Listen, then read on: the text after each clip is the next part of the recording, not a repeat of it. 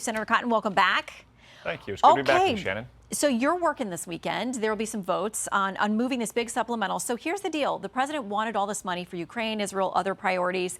The Senate deal that was going to attach some border funding to that or some border policy changes, that's gone away. So he ends up with the money he wanted in the first place, no border deal, and he gets to point to you guys as killing the border deal. So how did you get here? Well, I think it's important to look at how we got here, Shannon. For 2 years, the president has said he'll stand with Ukraine for as long as it takes. For 3 years, though, he's allowed an invasion to occur at our border. Almost 10 million migrants have crossed into our country. So last fall, we want to take the opportunity to force the president's hand, uncooperative president, to force him to close down the border, especially to stop the abuses of asylum and parole practices, which is really driving this crisis.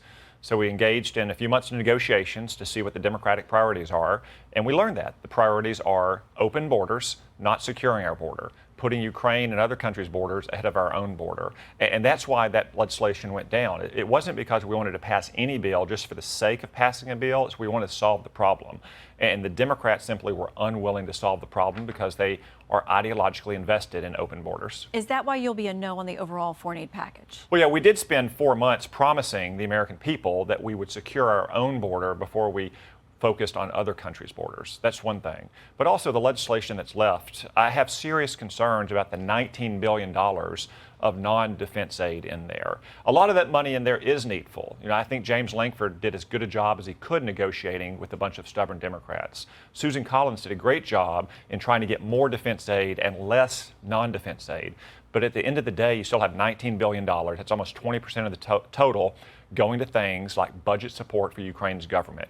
Almost half of that $19 billion could go to Gaza, which really means going to Hamas, because Hamas doesn't commandeer aid, it doesn't steal aid, it accepts aid. It's the governing authority in Gaza, and the guardrails in the bill simply aren't adequate. And that $19 billion couldn't be spent at all when we have, at a time when we have trillion-dollar deficits, or it could be spent on things like 3 new Virginia-class submarines, or 170 stealth fighters, or more than 5,000 precision strike missiles. That's another reason why I'm going to be a no on this bill. Okay, we'll watch this afternoon action in the Senate there.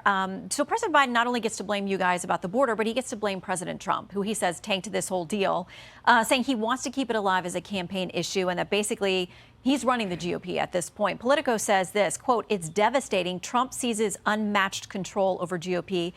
Talking a quote there from an analyst and saying this, he's got a stronghold, quoting Amy Tarkanian, former chair of the Nevada Republican Party.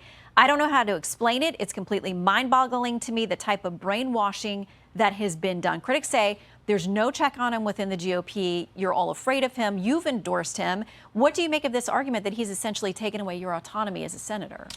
Not all, Shannon. What President Trump saw about this bill is what most Arkansans saw about it, what all but 4 Republican senators saw, which is that it does not solve the problem. Yes, it had some positive reforms, but in the end, by institutionalizing or codifying a lot of President Biden's abuses over the last 3 years, it would allow this flow of migrants to continue.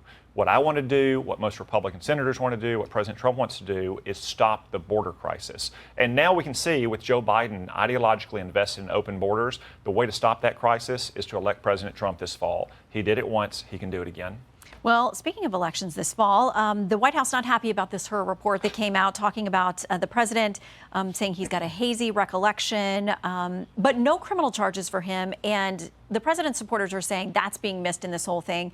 Here's some of the response to the report. I dispute that the characterizations about his memory that were in the report are accurate because they're not. I believe as a former prosecutor, the comments that were made by that prosecutor, gratuitous, inaccurate, and inappropriate. And Paul Krugman, writing about this over the New York Times, says it's a hit job by the special counsel, adding it was full of snide, unwarranted, obviously politically motivated slurs. He called it disgusting. Critics say you didn't need almost 400 pages to explain why you're not prosecuting the president. Well, Shannon, look, the report makes it clear that President Biden intentionally took classified material and he willfully disclosed it to his own ghostwriter. That's clear. That's exactly what Donald Trump has been charged with. The special counsel had to explain why he wasn't going to charge President Biden with a crime since President Trump is facing the exact same crime. And the explanation is President Biden's memory is failing, not just now, but 7 years ago when he couldn't remember when he talked to his ghostwriter about whether his material was classified. Now look, there's no new bombshells about President Biden in this. The American people have seen for years that he is a man with a failing memory. What this report indicates, though, is that you have a blatant double standard. If Joe Biden is not going to face criminal charges, then Donald Trump shouldn't be facing criminal charges either. The reason he is, not just in that documents case, but the other case, is that Joe Biden is a failed president, and the Democratic Party knows the only way to stop Donald Trump from being elected president this fall is to try to convict him and imprison him. That's what you would expect to see in a place like Pakistan or Brazil, not in the United States of America. Well, we are tracking every single one of those trials, as we know you are. Senator, thank you for your time. Thank you. Hi, everyone. I'm Brian Kilmeade. I want you to do me a favor. I want you to click to subscribe to the Fox News YouTube page. This is the only way that I know for sure that you're not going to miss any great commentary, any great news bites, any great interviews coming your way on Fox. You can get it all here on YouTube. So subscribe right now.